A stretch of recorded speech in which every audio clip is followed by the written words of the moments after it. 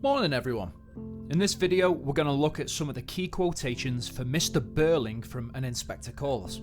I'll put any necessary links down below, and there's an exam style question at the end for you to have a go at. Any page numbers that I use are from my copy of An Inspector Calls, which is the one published by Heinemann. I'll put a link below for that too, so that you can check it out and see if you've got the same one. Right, let's get started. For this video, we're working under the assumption that you've been asked to explore how Priestley presents the character of Mr Birling. We'll look at 6 different ways that this question could be approached, and the key quotations that support these approaches. Keep in mind that there are hundreds of ways that this question could be answered, and all of these quotations could be interpreted in many different ways. This video is just to give you the basics. I've listed Mr Birling's key sections in the yellow box. Birling speaks quite a lot during Act 1, and this is probably your main source for quotations from him. He leaves the stage towards the end of Act 1 and he doesn't come back for quite a while, so he's quite quiet during Act 2. And then, again, there are loads of quotes for him in Act 3. First off, we're going to start off with Mr Birling as a stereotype. I definitely recommend researching and writing about capitalism and socialism for this one. Priestley was a socialist, and he wrote Arthur Birling as a stereotypical capitalist. We're supposed to see Birling in the way that Priestley saw capitalists: greedy, heartless, selfish, and foolish. He starts off in Act 1 with Mr Birling saying that he wants his business and Gerald's parents' business to work together for lower costs and higher prices. This could show his greedy obsession with money and profits. He wants to pay workers less and make more money. He then makes this comment about women. Now, this isn't necessarily a stereotypical capitalist thing to say, but it's supposed to date Mr Birling as a stereotypical man of the period. He's very much a man of the older generation. He was raised in the Victorian era. The audience in 1945, decades after the suffragette movement, are supposed to see him in a negative light here. Bees in a hive is a great quotation to zoom in on if you're looking to expand your answer with multiple interpretations. Here we see him dismissing the idea of community as nonsense. That's stereotypical for a capitalist. He's only focusing on himself and his own interests. Similarly, in this quotation, he discusses sacking Eva Smith for daring to ask for a raise. I just draw your attention to the word sharply here. It's a good word to zoom in on with its violent and painful connotations, and it comes up a few different times in the play. We'll speak more about that a little bit later. Now, showing the heartless side of a capitalist and a man of the period, Birling discusses the girl's condition. He's talking about Eva Smith here. He's not saying pregnancy, he's not saying baby, not anything that might induce emotion. He discusses her condition as if Eva's infected, possibly due to the impact that the girl's condition is affecting him and his interests. And finally, the capitalist's obsession with money. Once the gravity of the situation has dawned on Birling by Act 3, he thinks the whole thing can be resolved with money. Next, let's talk about Birling being short-sighted. And I'm not talking about the quality of his vision. What I mean by this is that Birling makes a bunch of predictions and statements in 1912, which is when the play was set. Now, the first time that this play was performed was 1945. It wasn't actually performed in Britain until 1946, which meant that Priestley was able to make use of a technique called dramatic irony, meaning he could make Birling predict things that a 1945 audience would know were false, leading us to believe that Birling, as confident as he comes across, is actually quite foolish, and he doesn't know what he's talking about. For example, he lets Sheila and Gerald know that they'll be marrying at a very good time. In 1912, 2 years before hundreds of thousands of men Gerald's age were shipped off to fight in World War I. Then, after a series of workers' strikes early in 1912, before the play was set, Birling assures everyone that they're over the worst of it. The audience watching the play would know all about the labour troubles and the general strike of 1926, So Birling was wrong again. He says they're in for a time of increasing prosperity, and the key word in this one was probably steadily. It's not very steady because this was just before World War I and the Wall Street crash, which triggered the Great Depression. Not really times that were known for prosperity. And there isn't a chance of war, he says. And 2 years later, one of the deadliest and largest wars in history broke out and millions died. He says that the Titanic sets sail next week, which is what tells us that the events of the play take place in early April 1912. The Titanic, of course, sank less than 2 weeks after Birling boldly states that she's absolutely unsinkable. And then he states that there will be peace everywhere in 1940, and that he doesn't guess about these things, he knows them. Wrong again, Arthur. In 1940, the world was very much at war, one that was fresh in the minds of this audience in 1945. So altogether, we can see that over the course of 2 pages, early on in the play, Priestley has done his best to make Birling out to look like quite an arrogant and foolish character. Now, it could be argued that Birling is a bit of a social climber. He seems quite obsessed with status and his own reputation. It might be worth researching social class and the class divide in 1912 to get some context into your answer too. And in the opening stage directions, Priestley says that Birling is rather provincial in his speech. Now, this suggests that he isn't as well spoken as the rest of his family. He's a bit less sophisticated. He also talks at another point in the play about how they used to work him hard when he was younger, which suggests that maybe he wasn't born into a wealthy family. So maybe he worked his way up into wealth, and this might be why he values it so much and why he's so obsessed with keeping things the way they are no matter what. He refuses to change because he's got it good. Now, Gerald's parents, Sir George and Lady Croft, seem to be sort of heroes for Mr Birling. He talks about them quite a lot in the first few pages. First off, we learn that Gerald's dad is knighted, and we find out that the Croft family business is older and bigger than Birling's own business. So he seems to idolise, or at least respect, the Crofts quite a bit.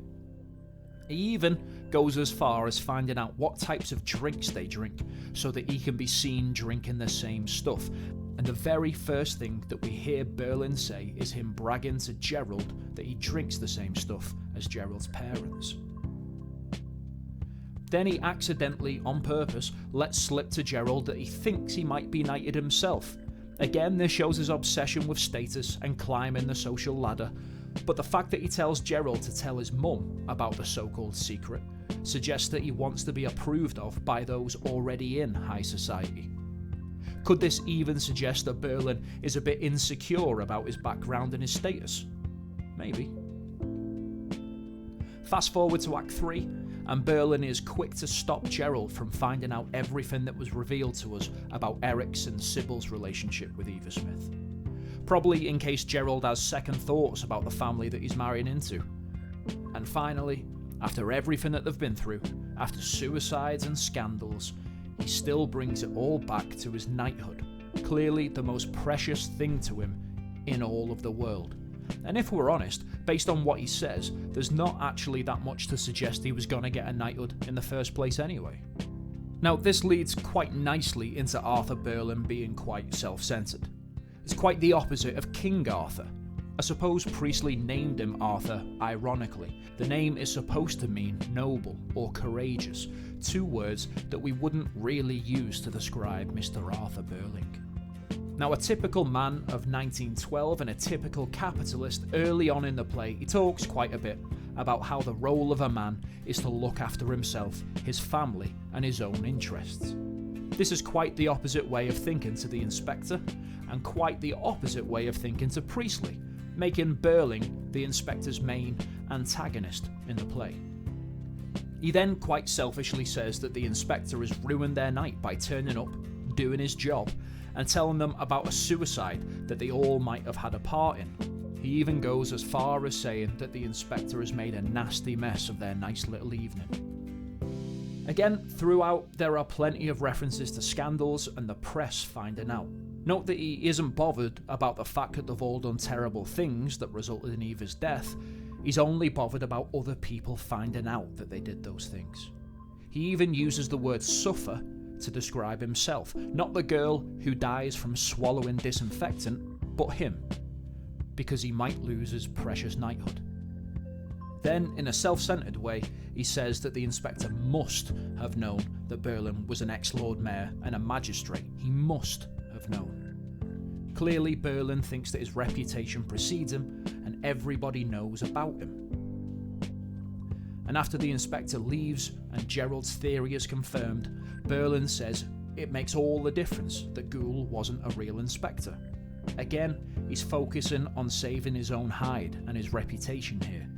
This is where he starts to get excited, and in the last few pages of the play, he gets increasingly arrogant and at odds with his children.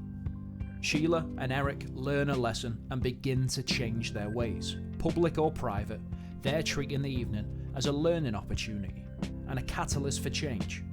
Whereas Birling, along with his wife, refuse to see the error in their ways and vow to carry on being self-centred forevermore. A clear message from Priestley to the people in the 1945 audience. Could he be telling his audience to use the end of World War II as a catalyst for change in their lives and in society? This divide that crops up between the older and the younger Birlings shows the poor parenting skills of Arthur and Sybil. At points, it's almost as if they're the children and Eric and Sheila are the irresponsible ones. And I think an interesting paragraph could be about the type of parents that the Birlings make. And once you look at it, there's a huge amount of evidence that suggests Arthur is a pretty poor parent. We'll start at the beginning of the play and work through it. First, he talks about Gerald being the kind of son-in-law that he's always wanted. This is in front of his own son Eric, and to me, it seems that he's really saying that he'd rather have Gerald as a son than Eric. On the night of his daughter's engagement party, he talks about business opportunities, almost as if the wedding and the happiness of his daughter is secondary to the marriage's main purpose of merging businesses. Notice that he doesn't say, Gerald's a lucky man for getting to marry my daughter. He says that Sheila's a lucky girl for being able to marry Gerald. And then he tells Gerald that he might have done better for himself socially, indicating that Birling thinks Gerald is too good for his own daughter. And he says this out loud, which tells us he either worships Gerald or he doesn't think very much of his own daughter and his own family. And one of the biggest clashes in this family is between Eric and his dad. Birling seems to loathe Eric, thinking that he's young, he's immature, and he won't ever really amount to much. He's not too impressed with him. And here he indicates that he pays a lot of money for Eric's education and he doesn't seem to see the benefits of it. And it's not just Eric, he's got quite a patronising attitude towards Sheila. He seems to treat her like a 6-year-old girl. We don't know how old she is, but she's old enough to drink alcohol and get married. And when Gerald admits to cheating on Sheila and having an affair with Daisy Renton, Birling's response is to try and make excuses for the man that broke his daughter's heart. And we can clearly see where Birling's priorities lie. And Eric's relationship with his dad comes out when he says that Birling isn't the kind of father a chap could go to when he's in trouble. And if you think that parents are some of the people that you're supposed to be able to go to when you are in trouble, it shows how distant their relationship is. Probably because of the insults that Birling regularly throws at his children, such as these ones here, and the threats that he makes towards them. He even, after all of the revelations and the events of the evening, suggests that Sheila should start up the engagement with Gerald again. And this all seems to stem from Birling's hatred for the younger generation in general, probably because they do things different to him and have developed a different set of values and priorities to him. Now, if you're after some short, one-word quotations, look at the stage directions. These are great words to zoom in on and explore. I've put a few here that describe Birling and how he acts towards his children. There's that word sharply cropping up again. Actually, in fact, the word angrily turns up 20 times in the play, and 18 of those times are describing Birling, how he speaks, and his actions. Finally, throughout the play, there's the odd way that he speaks to and speaks about his children. They're probably in their early 20s, and all throughout the play, he refers to them as a boy and a girl, not a man or a woman. He calls them child, and he even says about persuading them to go to bed, just like you would do to a small child. Yet, at the same time, he says that when he was Eric's age, he was working hard and earning money. Now, this might be an interesting angle to focus on. Why do you think he treats his offspring as if they're delicate, dainty children that might break easily? The last interpretation of Birling that we'll look at in this video is that he's quite a controlling character, or at least that he wants to be in control.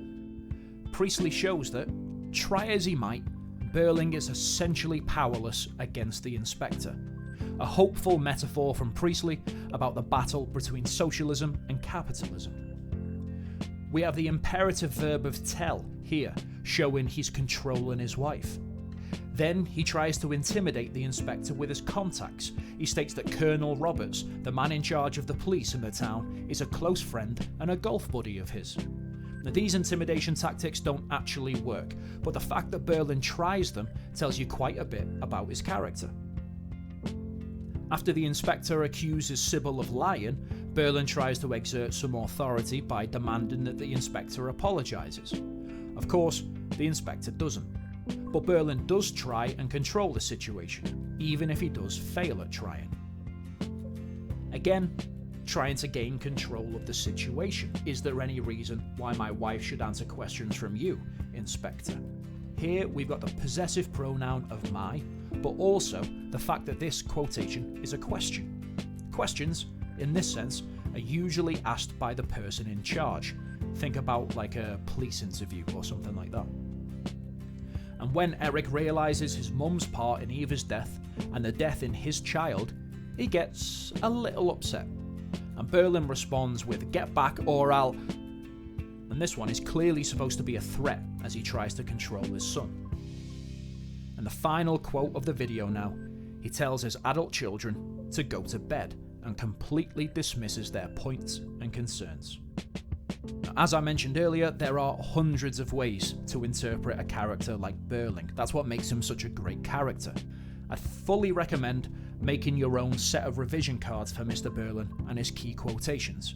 You can add any of the quotes from this video, as well as a few of your own that you've found, and Inspector Calls seems to be one of those plays where almost every single quotation seems like it's relevant, and that you could get something from it.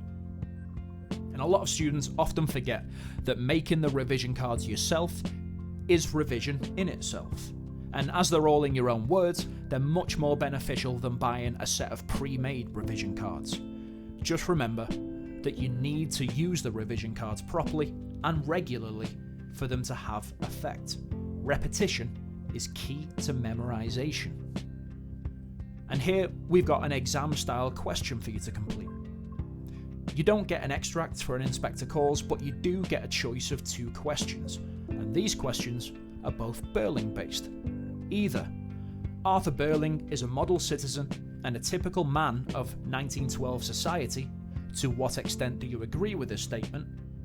Or, how far does Priestley present Mr Birling as an unlikable character? Remember, for an Inspector Calls, it's an either-or scenario, so you only answer one of those questions. Pick whichever one you feel most comfortable with. And remember, for these questions, it's fine to agree with the question, or disagree, or be somewhere in between. This is where your own personal opinions come in. So stick to the structure that your teacher has told you, but in a 45-minute response, I would tell my students to write a minimum of 2 paragraphs and a maximum of 3. If you're giving this question a go, pause the video now and get started. And that's all for today's video. If you found it useful, don't be shy with the like and subscribe buttons. And if there are any topics that you want me to make a video on in the future, let me know in the comments. Thanks for watching, and happy revising.